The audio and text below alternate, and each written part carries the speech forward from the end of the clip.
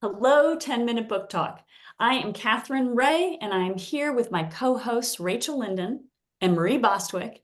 And today we are joined with a fabulous author of a beautiful debut novel, Aurelie Theile.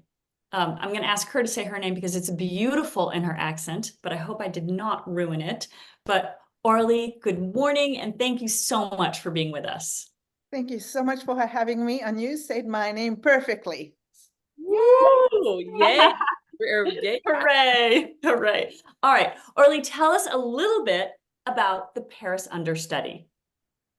So the Paris Understudy is Yvonne at the Paris Opera House, and she's understudying this very famous opera singer, Madeleine.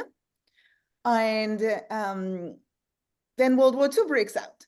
So they have to navigate the challenges of expressing their art and living in an occupied city, especially because one of the favorite art forms of the Nazis was opera. So they have to mingle with a lot of Nazi officers and face moral choices and decide what they're ready to do to save themselves and also continue their passion of singing opera.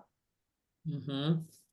A very interesting concept. Yeah, I love this idea. I'm very, very intrigued. As weirdly, we like opera in our house, so this is now definitely on my must read list. So this is your debut novel, your very first novel. Hurrah! It's just such a huge accomplishment. What has this experience been like for you? Well, I thought I would publish it a long time ago. It took me 12 years to write it. It went through many, many versions. I shelved it for a while, maybe for a year. I thought it's not going to happen. And then the story kept staying with me. So I kept working on it. And about 10 years in, I found an agent. And then we submitted to multiple rounds of editors. And the funny thing, maybe funny between quotes, is we went through multiple rounds and we made revisions based on what they said, and there were close calls, but they had not picked up the book. And we did one last round, and my agent said, after that, it's going to be more on a case-by-case basis to find a good editor for it. On the last round, out only 5 editors in it, instead of 15 like the previous rounds. 2 of them had actually left the business. 2 never responded, as far as I understand. And 1 replied, offer, in capital letters and the title. And the funny story is not really that. Is the last round is when my agent said it was going to be hard after that, or maybe a little more challenging.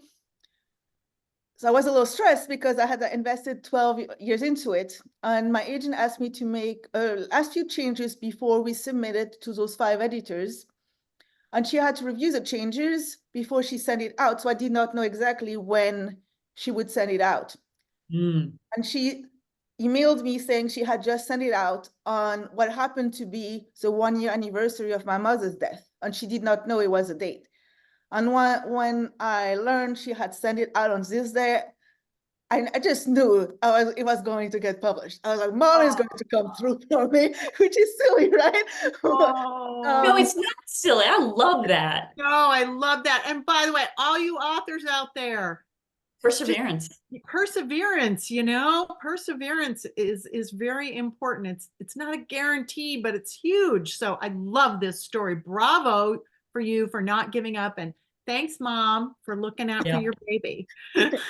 Absolutely. Okay, so on that note, because there are a lot of World War II books out there, but you did find a unique angle and a unique time, and within the arts and within history.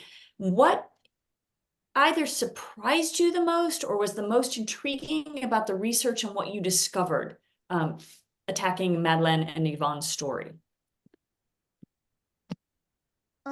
There were multiple things that surprised me. I think one of them was that there were still at the opera house people who tried to help the Jewish musicians who struggled during the occupation of Paris. And I had not known about that.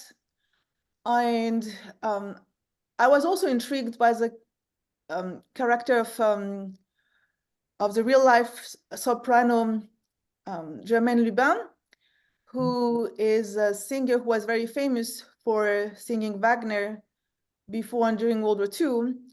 And she actually associated with the Nazi and was tried for collaboration after the war, and her career never recovered. And Germaine Lubin wasn't a really interesting character for a novel because she never seemed to have any growth in her. She just wanted to sing and didn't care about the consequences. But I figured if I split her into two, Madeleine being the famous one, and Yvonne being the one who associates with the Nazi, not to betray anything in the story, then I had a very interesting premise for a story. Ah, oh, clever. That is interesting. Yeah. Yeah. And I know that you are coming at this from such an interesting angle too, because you are French, as we discussed before we started our interview, and you studied in Paris, so you have an intimate knowledge of all sorts of things of the city that the whole world is captivated by. And I just think that's wonderful. I love that you're bringing this very unique perspective to a story that is rooted in history. So I love that.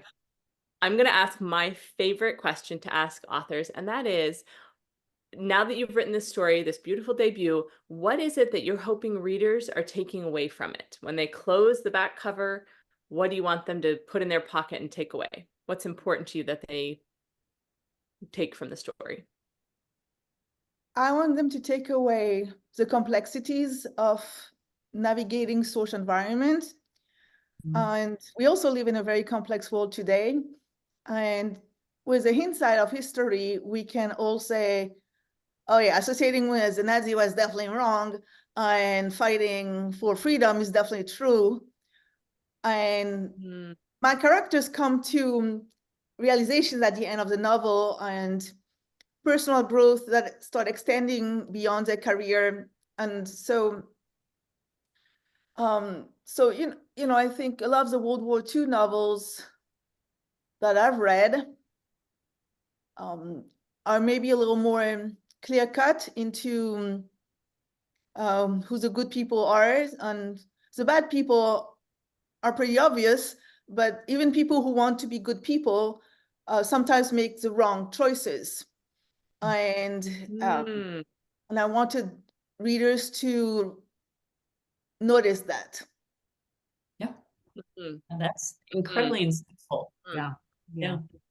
Amazing. Okay, so before we go though, we have one question we ask also every author.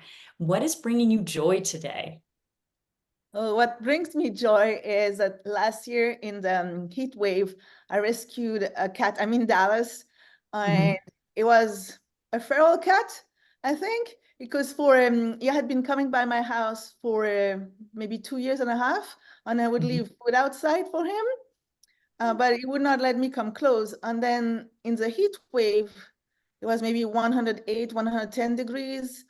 It was getting so hot, it was in distress in my yard on the lawn, just alone in daylight.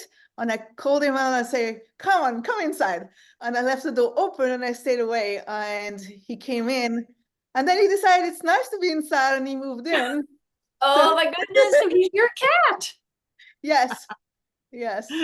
I love that. We're all animal lovers. That's delightful. I love that. Okay, so what is his name?